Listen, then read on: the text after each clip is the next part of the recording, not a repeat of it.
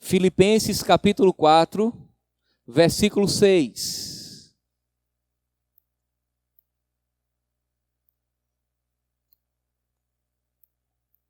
Nós vamos ler o texto e iremos orar por estas pessoas e pelo momento da pregação nessa noite, ok? Filipenses capítulo 4, versículo 6. Estaremos lendo até o verso 9, tá? Diz assim o texto da palavra do Senhor nessa noite aos nossos corações. Não andeis ansiosos por coisa alguma, mas em tudo, pela oração e súplica e com ações de graças, apresentem seus pedidos a Deus. Verso 7. E a paz de Deus, que excede todo o entendimento, guardará os seus corações e as suas mentes em Cristo Jesus. Finalmente, irmãos, tudo o que for verdadeiro, tudo o que for nobre, tudo o que for correto, tudo o que for puro, tudo o que for amável, tudo o que for de boa fama, se houver algo de excelente ou digno de louvor, pensem nessas coisas. Tudo que vocês aprenderam, receberam, ouviram e viram em mim, ponham-no em prática, e o Deus da paz estará com vocês. Vamos orar ao Senhor, permaneça com o texto aberto e oremos a Deus. Querido Deus, nós te louvamos por tua graça, Pai, por tua misericórdia. Te louvamos porque tu és fiel, estás sempre conosco, nada tem nos faltado. Obrigado, Senhor, porque em tudo, ó Deus, absolutamente tudo, nós percebemos a ação do Senhor em nossas vidas. Obrigado, Pai, de maneira que suplicamos ao Senhor pela intervenção do teu Espírito em nossas vidas, para compreendermos a tua palavra, para aprendermos a tua palavra, para sermos, ó Deus, nessa noite tocados por tua palavra, a ponto de sermos transformados por ela. Em nome de Jesus Cristo, queremos apresentar essas pessoas que foram citadas nessa noite, que o Senhor possa intervir, restaurar-lhes a saúde, remover do leito, em nome de Jesus Cristo. Afinal de contas, oramos porque o Senhor pode curá-las e depende do Senhor, da tua vontade soberana, e assim cremos que o Senhor agirá, ó Deus, na vida dos teus filhos. Obrigado, ó Deus, em nome de Jesus. Amém e amém. Amados irmãos, nós vivemos dias de tribulação. E basta você olhar o que acontece ao seu lado, que você percebe que de fato as coisas elas estão difíceis e tem se tornado cada vez mais difícil. Uma palavra que nos sai do nosso vocabulário aqui no Brasil nos últimos meses e talvez até nos últimos 2 anos principalmente é crise. Quando se fala na economia brasileira, crise. Uma outra expressão que se tornou muito comum na nossa nação é corrupção. E isso desde sempre. Corrupção, lava-jato, crise, falta de dinheiro, desemprego, greve, protestos. Nós estamos vivendo nesse contexto. E tudo isso tem gerado em nossos corações, ou talvez na maioria de nós, ansiedade. A ansiedade por não ter condições de determinar o que vai acontecer amanhã. Ansiedade no que diz respeito ao que eu tenho de comer, de beber, de vestir, as contas para pagar, necessariamente as nossas necessidades básicas, nós nos preocupamos. Porque em um momento de crise o futuro é incerto. Mas a grande questão é que a ansiedade é a capacidade de antecipar os fatos sem saber se necessariamente ele vai acontecer ou não. Uma pessoa extremamente ansiosa, ela é também pessimista. Ela enxerga as coisas pelo lado ruim. Se está ruim, pode piorar. E se piorar, E daí vem os calafrios, a palpitação, a sudorese, a noite mal dormida. Aftas explodem na parte interna da boca, gastrite crônica, coisas desse tipo. Jesus, quando ele tratou da ansiedade, falando aos seus discípulos, no capítulo 6 do Evangelho de Mateus, ele diz: por que vocês estão ansiosos? Não andeis ansiosos por coisa alguma. E daí é interessante porque a ansiedade de fato pode ser uma patologia, mas a ansiedade pode ser principalmente uma prática de pecado.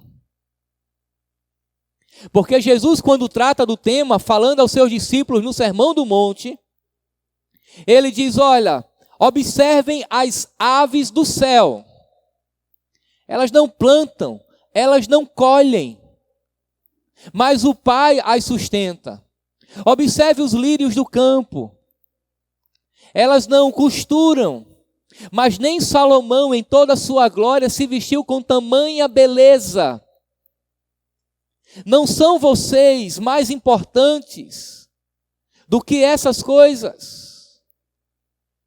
Porventura o vosso Pai não lhe sustenta? E daí Jesus, ele chama a atenção ao fato de que a preocupação exacerbada com coisas passageiras da vida é uma disposição dos gentios e uma disposição de incredulidade. Por quê? Porque à medida que eu tenho um cuidado exagerado com coisas efêmeras, passageiras, eu declaro a minha incredulidade no Deus que é provedor, que age na minha vida de maneira providencial. Logo, incredulidade é pecado. É a capacidade de tentar antecipar os fatos. É o desejo de tomar controle da nossa vida e fazer com que o amanhã fosse hoje. Mas o amanhã pertence a Deus. Foi o próprio Jesus que disse: quem de vós pode aumentar um côvado sequer a vossa estatura? De maneira nenhuma, ninguém tem esse controle. É bem verdade que nós estamos vivendo em um momento de crise, de desemprego, de ameaças de desemprego. Ninguém necessariamente hoje pode ter a garantia que vai permanecer onde está. Nenhum empresário hoje pode contar com a mesma receita que outrora, mas todos nós, filhos de Deus, temos que continuar crendo que Deus, ele é provedor, que ele continua suprindo as nossas necessidades. É bem verdade que Deus não tem talvez o interesse, nem a responsabilidade de suprir todas as nossas vaidades, mas nós percebemos à luz das Escrituras Sagradas o comprometimento de Deus em suprir todas as nossas necessidades. Ainda fazendo alusão ao texto de Mateus, Jesus diz: buscai em primeiro lugar o reino de Deus e a sua justiça, e todas estas coisas vos serão acrescentadas. Que todas essas coisas são essas? Comida, bebida e vestimento, ou seja, necessidades básicas supridas. Jesus nos ensinou a orar: pão nosso de cada dia, dá-nos hoje. Eu quero lhe chamar a atenção agora ao texto que lemos, que é Filipenses capítulo 4, e trazer aquilo que o apóstolo Paulo entende, alguns princípios que podem nos ajudar a superar o momento da ansiedade. Paulo, ele está preso, de maneira que ele escreve essa carta de dentro da prisão. Por isso que os estudiosos chamam a carta de Filipenses, assim como a de Efésios, de as cartas da prisão. E Paulo, ele recebe uma visita de um homem chamado Epafrodito. E provavelmente é Epafrodito de Filipos que recebe a carta de Paulo e leva de volta. E Paulo está preso, e você pode imaginar, um prisioneiro deve viver ansioso. O prisioneiro deve, em algum momento da sua vida, questionar ou duvidar se Deus de fato está no controle da sua vida. Mas é interessante observar a postura do apóstolo Paulo dentro do contexto de prisão. Quando ele escreve a sua carta aos Efésios, estando na mesma prisão, Ele diz por 2 ocasiões que ele é prisioneiro de Cristo. Ele está literalmente numa prisão romana, mas ele entende que de fato ele é prisioneiro de Cristo. Ele entende que Deus é soberano e que há um propósito dele estar naquela prisão. Paulo era apóstolo dos gentios e ali ele pregou os gentios, mesmo estando encarcerado. Mas o que fazer para superar essa ansiedade que revela falta de confiança em Deus? Eu quero lhes dar alguns princípios breves à luz do texto que lemos. Verso 6, Paulo orienta a prática da oração. Não andeis ansiosos por coisa alguma, mas antes de tudo, pela oração e súplica, e com oração de graças, com ação de graças, apresentem seus pedidos a Deus. Observe a primeira frase quando Paulo diz, não andeis ansiosos por coisa alguma é qualquer coisa. Não andeis ansiosos pelo que você vai comer, beber, se vai vender, se vai comprar, se tem ou se não tem. Afinal de contas, se você olhar em sua volta, nós temos mais do que precisamos e apesar da crise, Deus não tem nos deixado faltar. Talvez tenhamos menos. E Paulo diz, não andeis ansiosos por coisa alguma, por nada. E em seguida ele diz, mas em tudo pela oração. Foi Charles Hodge, o teólogo de Princeton, que disse que a oração é a conversa da alma com Deus. É no momento da oração que nós temos a capacidade de expor a Deus as nossas necessidades, as nossas angústias e declarar a Ele o quanto confiamos nele. O quanto confiamos que Ele vai nos sustentar, afinal de contas, Ele é provedor.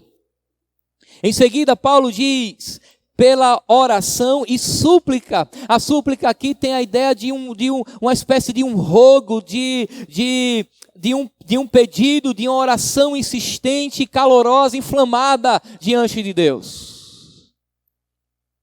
E daí ele conclui o verso 6 dizendo, apresentem seus pedidos a Deus. Apresentem seus pedidos a Deus. E daí você pode perguntar agora, mas será que Deus não sabe daquilo que eu preciso? Afinal de contas, quando Jesus tratou da ansiedade falando aos seus discípulos, à luz do Sermão do Monte, ele disse que o Pai Celeste sabe das nossas necessidades, conhece aquilo que necessitamos, até a palavra antes de chegar à boca, Deus já sabe. É verdade isso. Mas apesar de Deus soberanamente conhecer as nossas necessidades, antecipadamente conhecer aquilo que precisamos, Ele diz que devemos dizer a Ele o que precisamos. O fato de Deus saber não quer dizer que eu não tenha que verbalizar. E daí é importante no momento da necessidade, da angústia, das ansiedades que muitas vezes alcança a nossa alma, nos apresentarmos diante de Deus e dizer, Deus, eu preciso disso, eu preciso disso, eu preciso disso, venha ao meu socorro nesta área e nesta área. Olha para mim. Venha ao meu socorro, que o pão nosso de cada dia o Senhor possa nos enviar, irmãos, uma vida de piedade, uma vida de devoção, uma vida de busca por Deus por meio da oração é necessária, a fim de livrar-nos das ansiedades da alma. A oração, ela é terapêutica. É o meio de graça que Deus estabeleceu para que pudéssemos falar com Ele e recebermos as suas bênçãos. Portanto, ore a Deus. É interessante agora o verso 7, porque fica claro uma promessa. E a paz de Deus, que excede todo entendimento, guardará os seus corações e as suas mentes em Cristo Jesus. Você ora, apresenta suas necessidades a Deus, e Deus promete que a paz dele virá aos nossos corações. Agora, me diga o que é que um coração inquieto, ansioso, perturbado, precisa mais? Paz. E essa paz que excede todo entendimento, apenas Deus pode dar. Apenas Deus pode conceder. Apenas Deus pode promover em nós. Agora aqui eu quero lhe chamar a atenção a um detalhe interessante. Aqui Paulo diz que é a paz de Deus. A paz de Deus é diferente da paz com Deus. A paz com Deus nós já recebemos, porque nós éramos inimigos de Deus, pecadores, que agredíamos a santidade de Deus, mas a partir do momento que fomos salvos, nós tivemos paz com Deus. A inimizade que havia entre Deus e a nossa pessoa foi quebrada. Nós somos amigos de Deus, nós temos paz com Deus. Uma vez que temos paz com Deus, podemos orar para termos a paz de Deus, a ação do seu Espírito que traz refrigério, segurança e fé para crermos que Deus está no controle de todas as coisas. Eu acho que se José, aquele que foi vendido escravo por escravo lá para o Egito, não conhecesse verdadeiramente a Deus, seria talvez um dos homens mais ansiosos que poderíamos encontrar na história da humanidade. Mas no final, confrontando os seus irmãos, ele disse: vocês planejaram mal contra mim, mas Deus reverteu em bem. A sua vida está nas mãos do Senhor. E nós temos, irmãos, que aprender a sermos cristãos verdadeiros, fiéis, vivendo em um momento de crise. Afinal de contas, a vida cristã ela não é vivida como se estivéssemos com Alice no País das Maravilhas, ou com Peter Pan na Terra do Nunca, em que tudo é brincadeira e ninguém cresce. A vida cristã ela é vivida numa perspectiva de um campo de batalha. Motivo do qual o apóstolo Paulo diz que nós temos que estarmos revestidos de toda a armadura de Deus. Nós temos que amadurecer a ponto de sermos fiéis a Deus, devotos a Deus, cultuarmos a Deus, pregarmos o evangelho de Deus, esteja em uma boa situação ou em circunstâncias difíceis. É dentro desse contexto que o apóstolo Paulo diz: tudo posso naquele que me fortalece. Paulo tinha capacidade de dizer isso porque ele havia passado por situações dificílimas, naufrágio, sofrimento, fome, nudez. Mas nesse momento eu tenho que entender que a oração me auxilia. O apóstolo Paulo vai dizer que Deus ele nos dá a paz, e nesse verso 7 ainda tem uma coisa interessante. Ele diz que a paz de Deus, que excede todo entendimento, guardará os seus corações e suas mentes. A paz guarda o nosso coração. E a figura aqui é interessante porque aponta para um sentinela. A ideia de guardar aqui, no texto original, é a palavra usada para um guarda-sentinela, aquele que está guardando algo. Imagine um guarda, um segurança, em frente a uma residência, um estabelecimento comercial, uma agência bancária, guardando. Ele é responsável por guardar. A paz de Deus guarda o nosso coração, guarda as nossas mentes. Segundo lugar, o apóstolo Paulo entende que nós devemos ocupar a nossa mente com aquilo que é bom. Observe o verso 8 agora, mais uma vez. Finalmente, irmãos, tudo que for verdadeiro, tudo que for nobre, tudo que for correto, tudo que for puro, tudo que for amável, tudo que for de boa fama, se houver algo de excelente ou digno de louvor, pense nessas coisas. Quando nós ocupamos as nossas mentes com aquilo que é bom, com aquilo que louva a Deus, com aquilo que agrada a Deus, nós temos a capacidade de driblar as ansiedades da vida.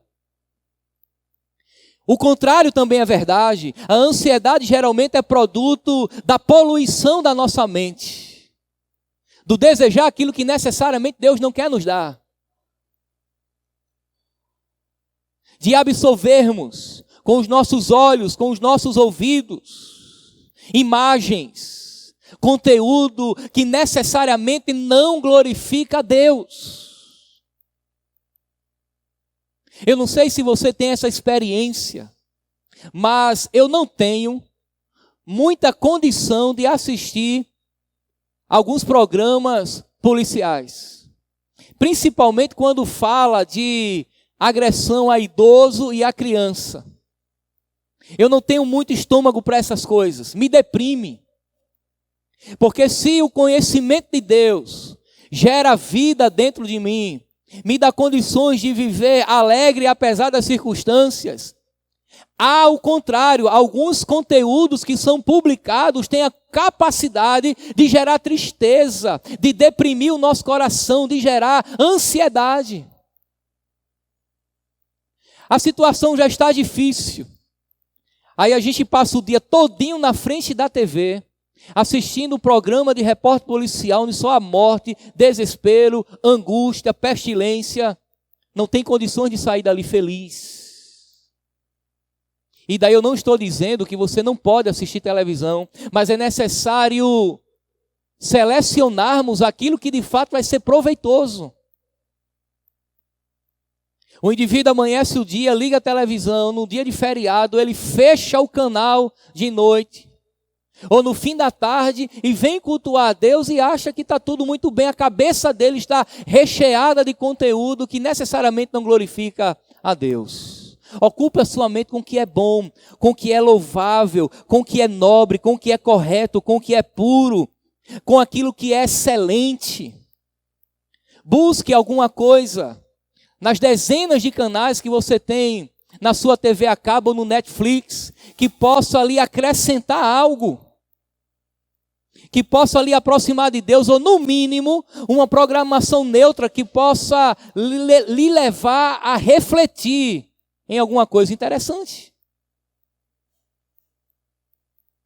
WhatsApp, Facebook e tantos outros canais na internet com conteúdos pornográficos, mensagens pornográficas que necessariamente não colaboram para o nosso bem-estar e só irá gerar ansiedade, pecado no nosso coração, irá nos deprimir. O apóstolo Paulo nos apresenta uma outra lição, e daí eu lhe chamo a atenção ao verso 9 agora. Porque na perspectiva de Paulo, praticar o que ele ensinou também nos auxilia na luta contra a ansiedade. Tudo que vocês aprenderam, receberam, ouviram e viram em mim, ponham-no em prática. E o Deus da paz estará com vocês. Você sabe o que Paulo está dizendo? Pratique os ensinos. Observem aquilo que eu lhes ensinei. Isso está dentro do contexto. Lá no verso 7 ele diz, no verso 6, não andeis ansiosos. E no verso 9 ele diz, tudo que vocês aprenderam, pratiquem. De maneira, irmãos, que nós não podemos ser apenas ouvintes da palavra de Deus, mas principalmente praticantes. É bom, importante e extremamente necessário ouvirmos a palavra, a pregação correta das Escrituras, mas o efeito dela deve ser observado na nossa vida prática. Você tem que aprender a viver aquilo que está sendo ensinado. Você tem que praticar aquilo que do púlpito é ensinado para você. À luz aqui do contexto de Filipenses, Paulo deixa claro que ele havia dado orientações, ensinos. Paulo havia transmitido doutrina para eles, que eles deveriam viver, praticar os ensinamentos de Paulo. E nós devemos também praticar os ensinamentos de Paulo. E daí você pergunta, mas eu não tenho que praticar os ensinamentos de Jesus? Ora, os ensinamentos de Paulo é os ensinamentos de Jesus. Paulo é um apóstolo, separado por Deus, inspirado pelo Espírito Santo. As suas cartas, o seu registro é inspirado pelo Espírito Santo. Logo, obedecer os ensinamentos de Paulo é obedecer os ensinamentos de Cristo, os ensinamentos de Deus. E daí, meus irmãos, nós temos inúmeras dificuldades de ouvir e praticar. Na vida da maioria de nós há uma distância enorme, quando na realidade não deveria haver. Alguns de nós estão ansiosos porque ainda não aprenderam a tomar posse das Escrituras Sagradas em sua vida. Quando que a palavra de Deus diz que Deus é provedor, que Ele cuida dos seus filhos, que nada nos faltará, porque Ele é o nosso pastor, que talvez eu não tenha com extrema abundância, mas aquilo que é necessário, Deus nos trará. Quando a palavra de Deus nos ensina que a vida abundante na realidade é a vida no Espírito, é a minha intimidade com Deus, é a minha plena satisfação de estar em Cristo, de glorificar a Deus. Eu conheço, de ouvir falar, e já conheci alguns pessoalmente, de pessoas extremamente bem-sucedidas financeiramente, angustiadas na alma, desconhecendo completamente a Deus, desejando a morte, e alguns conseguiram dar cabo da sua própria vida, porque o seu Deus não era o Deus das Escrituras.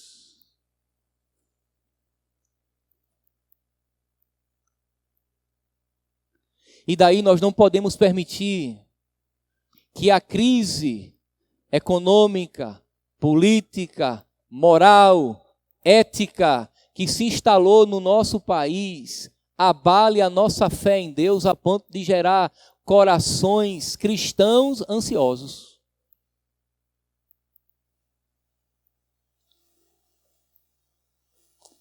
Porque necessariamente, meus irmãos, a nossa cidadania não se resume a essa existência da era presente. É interessante quando Paulo escreve a sua carta aos Efésios, ele diz que está escrevendo aos santos e fiéis em Éfeso. E em seguida ele diz que aqueles irmãos estão em Cristo assentados nas regiões celestiais. Ora, aqueles irmãos eles tinham uma espécie de dupla cidadania. Eles estavam em Éfeso, mas em Cristo ao mesmo tempo assentados nas regiões celestiais. Nós temos uma dupla cidadania, nós fazemos parte e desfrutamos de todo o contexto dessa era presente, mas em Cristo nós estamos assentados nas regiões celestiais. A nossa herança está na eternidade. O nosso descanso está na eternidade. Mas enquanto aqui eu estiver, eu tenho que orar, preencher a minha mente com o que é bom e praticar a palavra de Deus, se eu quiser me livrar de um coração ansioso. Por fim, o contrário também é verdade. A ansiedade acontece porque não oramos, porque poluímos a nossa mente e porque não praticamos a palavra de Deus. Que Deus possa ter misericórdia de nós e nos abençoar.